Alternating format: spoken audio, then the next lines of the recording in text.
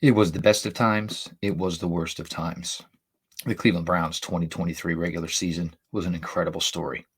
Their 2023 playoffs was an absolute nightmare. Your latest Locked On Browns starts now. You are Locked On Browns, your daily Cleveland Browns podcast. Part of the Locked On Podcast Network. Your team every day.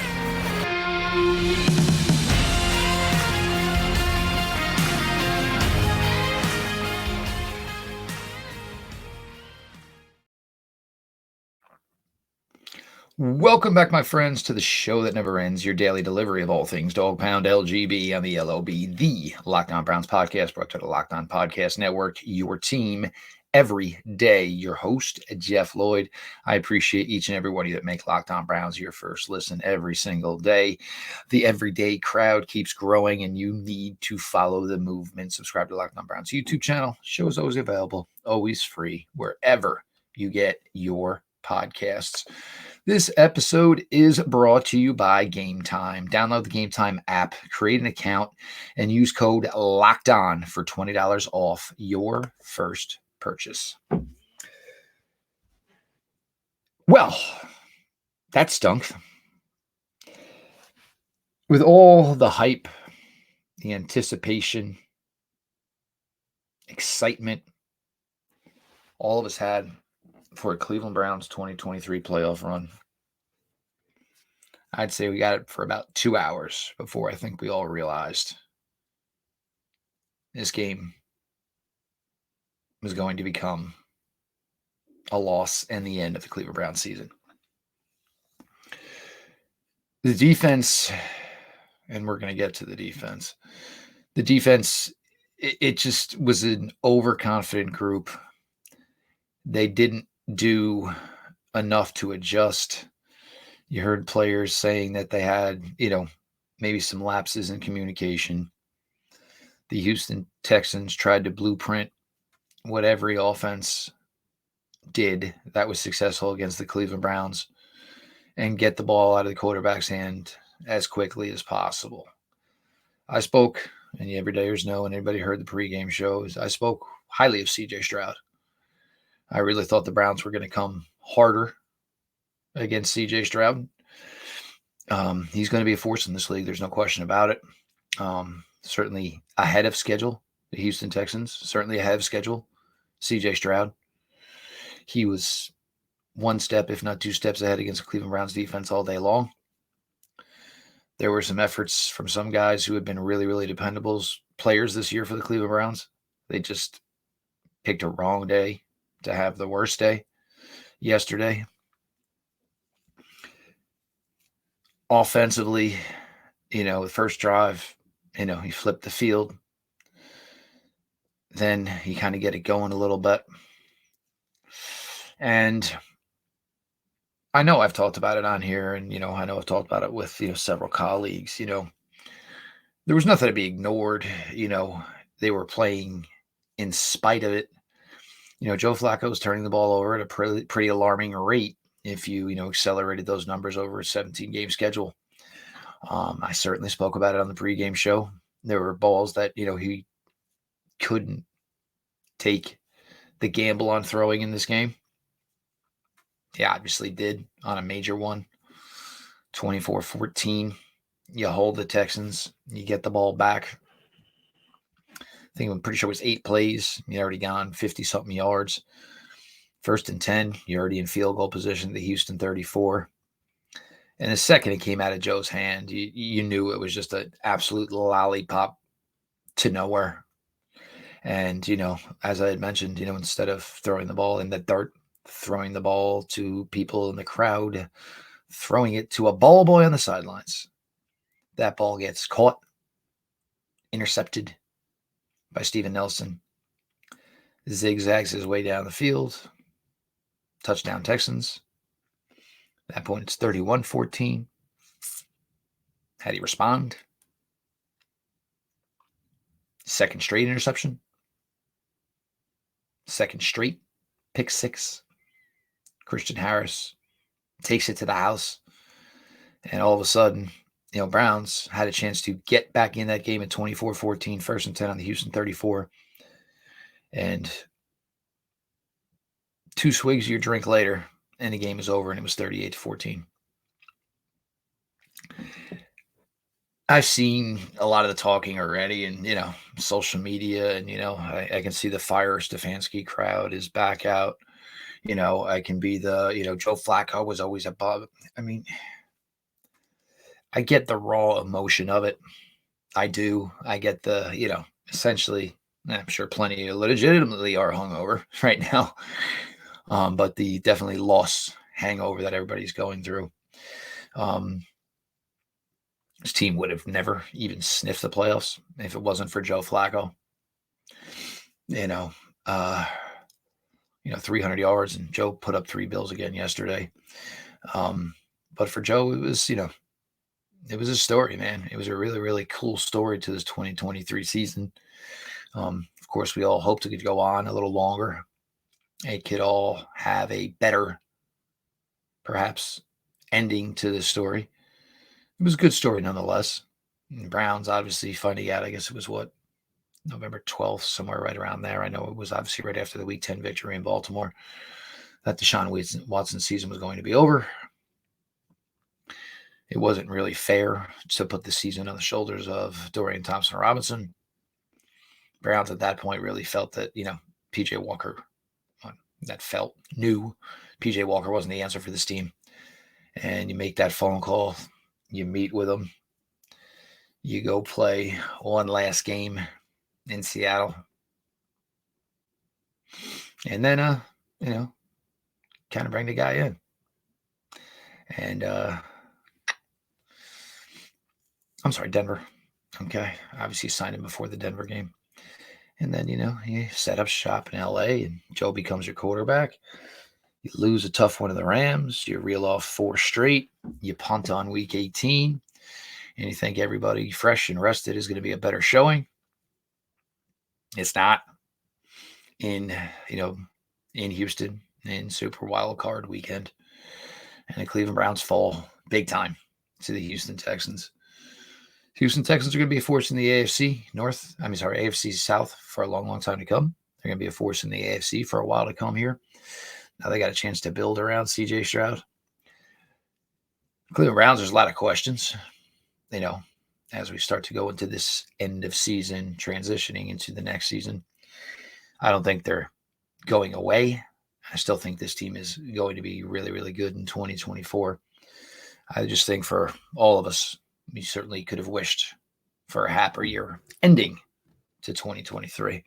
We're going to continue on here. Your latest Locked On Browns. Your host, Jeff Lloyd. Everybody stick around.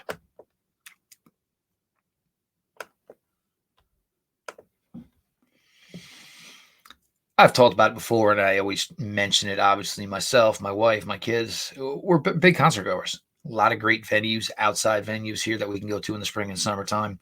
Only problem is we are last-minute ticket purchasers. You shouldn't have to worry when you buy your tickets to your next big event. GameTime is the fast and easy way to buy tickets for all the sports, music, comedy, and theater events near you. Killer first last-minute deals, all-in prices, views from your seat, and their best price guarantee. GameTime takes the guesswork out of buying tickets. You can see the view from your seat before you buy, so you know exactly what to expect when you arrive. All-in prices show your total up front, so you know you're getting a great deal before you hit checkout. Buy tickets in seconds, 2 taps. You can find exclusive flash deals and sponsor deals on tickets for football, basketball, baseball, concerts, comedy, theater, and more. With zone deals, you pick the section and GameTime picks the seats for big-time savings.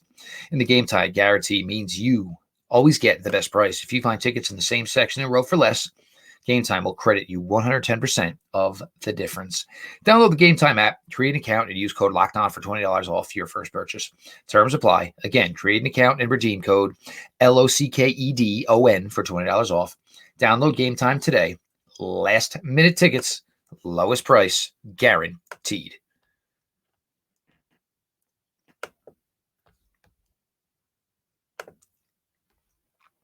I know we come to sports to escape from some of the crazy realities of real life, but can we talk just for a minute about preparing for real life? According to the FDA, pharmacies are running out of antibiotics like amoxicillin. Right in the middle of winter, you all saw how cold it is, germs everywhere, kids are in school. This is scary. I can't imagine a more helpless feeling than if my wife or one of my kids got sick while a supply chain issue kept them from the life-saving medication they needed. Thankfully, we'll be okay because of Jase Medical. The Jase case is a pack of 5 different antibiotics to treat a long list of bacterial illnesses, including UTIs, respiratory infections, sinusitis, skin infections, among others. This stuff could happen to any of us. Visit jasemedical.com and complete your physician encounter. It will be reviewed by a board-certified physician, and your medications will be dispensed by a licensed pharmacy at a fraction of the regular cost. It has never been more important to be prepared than today. Go to jasemedical.com and use offer code LOCKEDON to get $20 off your order.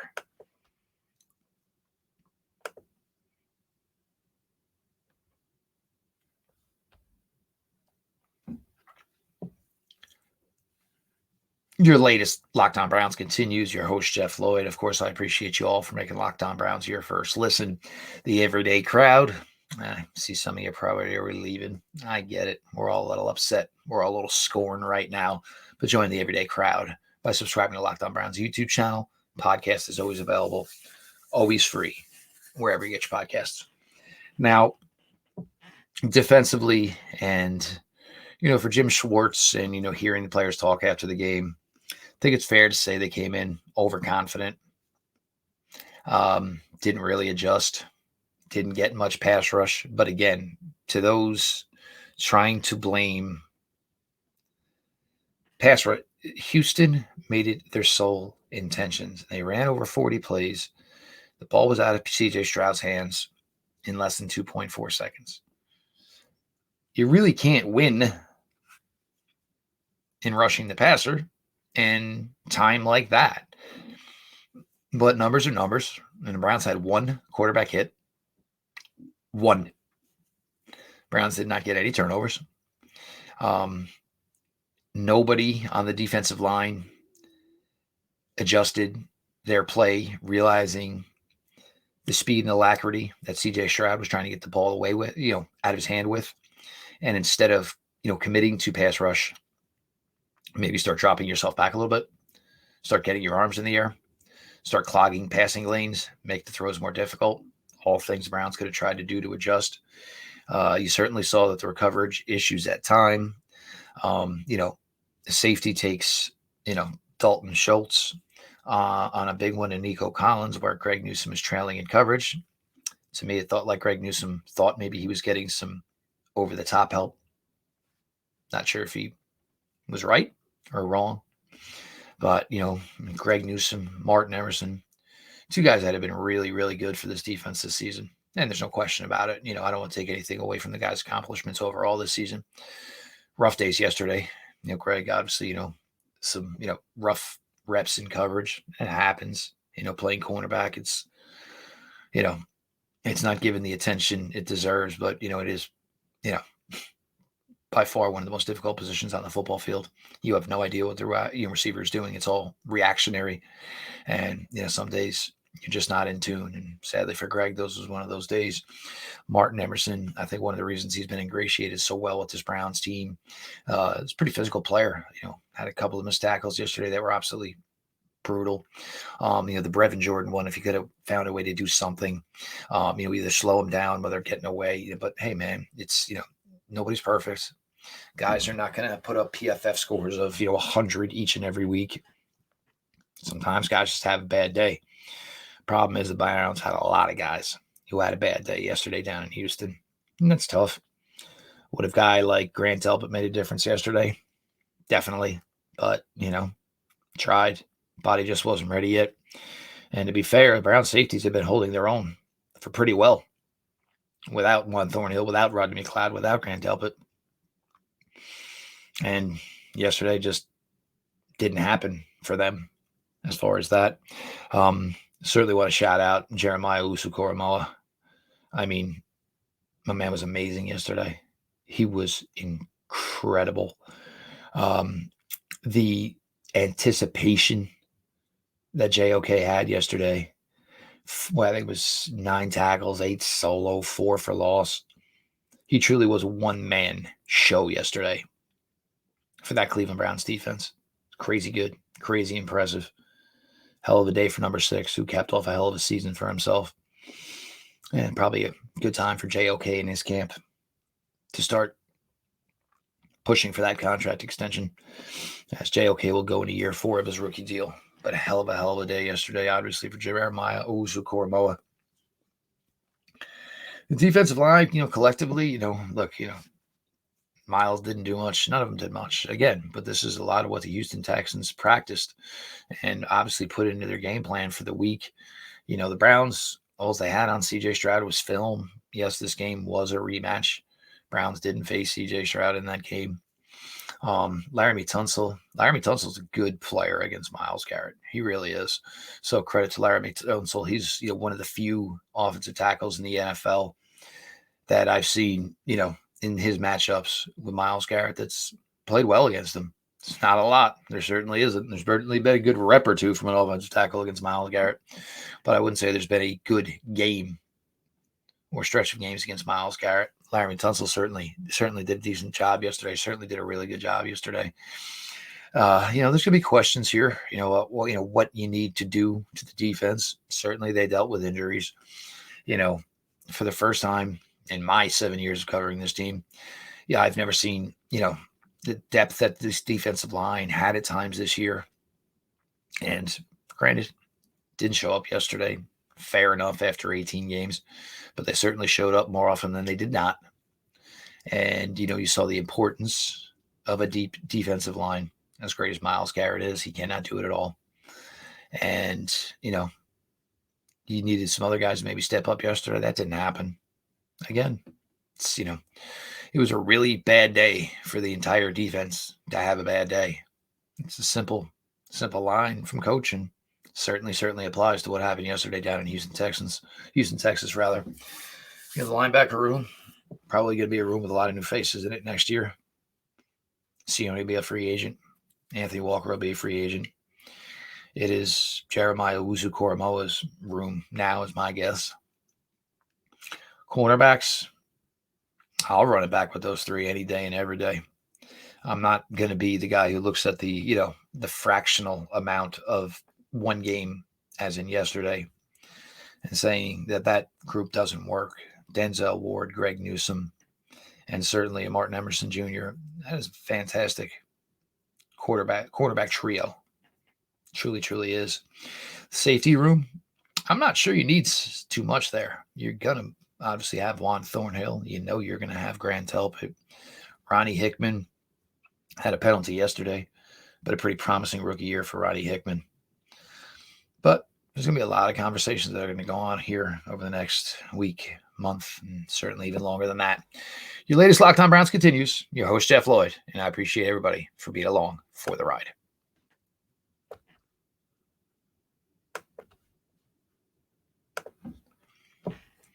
The NFL regular season is wrapped up, but there's still time to get in on the action with FanDuel, America's #1 sportsbook. Right now, new customers get $150 in bonus bets guaranteed when you place a $5 bet.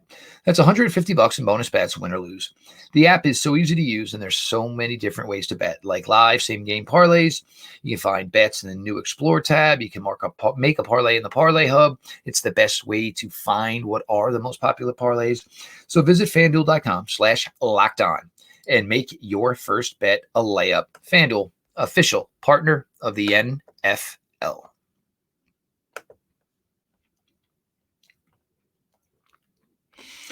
Jeff Lloyd, your initial reaction episode of the Cleveland Browns season coming to an end yesterday in Houston. I appreciate you all who make Locked On Browns your first listen every day. Locked On Browns was built on off-season talk. Off-season talk is what got a lot of you here before this team started to taste success when I took over early fall of 2017. So we're going to rock the living daylights out of off-season talk. The everyday crowd, I'd like as many of you as possible. So make sure you subscribe to Locked On Browns YouTube channel. Show's always available, always free, wherever you get your podcasts. Now, offensively, you saw Amari Cooper out there yesterday. And obviously, whatever heel injury was sustained in Houston the first time around on Christmas Eve was legit. Coop was out there yesterday, certainly, and a gamer, was not himself. They could not find a way to get Elijah Moore involved, like at all. The chief chiefed, plain and simple. And David Njoku, it's definitely one of my favorite stories that's going to come out of this 2023 season. It was just the absolute, just going ham from David Njoku. I think this is something that myself and a lot of others felt he always had the ability to do. And, took time for it all start to come together. But, David Njoku, an incredible regular season, caps it off yesterday with a monster day in Houston, 7 receptions, 93 yards. David Bell, 8 receptions. It was only, I think like 44 yards, but, impressive. Impressive for a guy who was coming off his biggest week. And I thought David Bell was going to be able to give you an effort yesterday. As many of you know, you everydayers know, I spoke that, when we realized most likely Cedric Tillman was not going to be able to play, it was going to be an opportunity for David Bell. And, David was coming in pretty confidence high, obviously. Not many people had a lot of confidence coming out of the Bengal game in week 18. Certainly David Bell did. 8 receptions. And look, I'm not saying, that's a star or that's something, but being able to do things like that and, get some chains moving, somebody's got to do the dirty work. David Bell certainly looks like a wide receiver who, can contribute in that way. Couldn't run the ball. And, I really thought after Houston gave up 200 yards on the ground to the Indianapolis Colts, and I really thought with the amount of rest the interior offensive line got, which was almost 16 days, that there would be an improved running game yesterday. Jerome Ford, and I think Jerome had a pretty nice season, all things considered, and thrown into the fire, essentially. I think he had 16% of his carries go for negative yards. That's a rough number. It's a really, really rough number. And it certainly puts a damper on, the overall positive things Jerome did with over 1,100 total yards and 9 touchdowns. Kareem Hunt getting in the end zone twice yesterday. The shovel pass, I think, was a thing of beauty. And it looked like it was going to go really, really wrong. But, Kareem Hunt always looks great in like slop. And that's exactly what that shovel pass looked like. Kareem was able to get it, though, obviously get himself into the end zone. Did score earlier in the game in the game yesterday. So obviously, hats off Kareem Hunt, solid effort from him. Joe, there was some prettiness to it. There really was. Obviously, the deep ball to David Njoku that got things going. That Harrison Bryant laser, basically where he looked the linebacker, the safety, they committed out. Harrison Bryant was still running the post, hit him. Obviously, for a long, long game for number 88. Sadly, what's going to be remembered yesterday from Joe Flacco was going to be the 2 pick sixes. The first one was just an absolutely egregious error. I mean, look, if you're going to throw it away, throw it away. He basically threw a hanging punt, and it was disastrous. Then, of course, now they were pressing on their next drive, now down 17 in the third quarter. And, Christian Harris, if you don't remember the crossover for this game, if you remember the crossover for the Christmas Eve game, Locked On Texans host John Hickman was talking about how much Christian Harris had grown as a player. One of the guys that was acquired in the Deshaun Watson draft pick exchange, of course, in the trade. And Christian Harris kind of baited Joe into that throw. Boom, got it. He was off, and it was all over from there. Pick 6, kickoff, player 2, pick 6, ball game. Coach Steph kind of had to play aggressively after that because he was down by so much, and people are questioning it. Stop. Just stop. Offensive line. Look, when you talk about Jerron Christian and James Hubbard, you're going to say these guys did everything they could, put in the positions they were. No team is supposed to be starting their 4th and 5th offensive tackles. They were. And eventually it was going to become an issue. And certainly the issue kind of showed up yesterday. A lot of questions to be answered, sure. Offensively here too as well. The Joe Flacco thing and whether Joe would come back, I think this is just going to be kind of a tale we're going to tell our kids and grandkids about how Joe Flacco, for about a 5-year period at the age of 38 years old, was one of the best quarterbacks in the NFL. And, made for some really, really great moments for Cleveland Browns fans. I don't think, Joe's going to come back here. Certainly there's going to be questions because the quarterback the Browns are invested in has played 12 games in 3 seasons. Got to get some help in there. And sadly, and fortunately, Deshaun's been suffering some injuries this year. So that brings probably up some questions as well. Running back room, questions to be had. Wide receiver room, certainly questions to be had. Offensive line group, a lot of questions to be had as far as what's going to happen with the tackles. Where is Joel at this point of his career? Is he going to come back and do this again? Who's going to be in that tight end room, possibly after David Njoku? There's a lot to get to. Chin up, kids. Sun comes out the next day. And look, I'd rather talk about the fact that the Cleveland Browns lost in the playoffs than the Cleveland Browns going 6-11. Anytime. So yesterday was tough, but we're all going to get through it. Again, your host, Jeff Lloyd, I appreciate you guys. We'll be transitioning towards my 8th season of coverage here with you all for Locked On Browns. I appreciate all of you who make Locked On Browns your first listen every single day. You want into the everyday crowd. It ain't that hard, guys. Subscribe to Locked On Browns YouTube channel and you're in the club. Show's always available, always free, wherever you get your podcasts. This has been your daily delivery of all things dog pound. LGB on ELOB. Let's go Browns.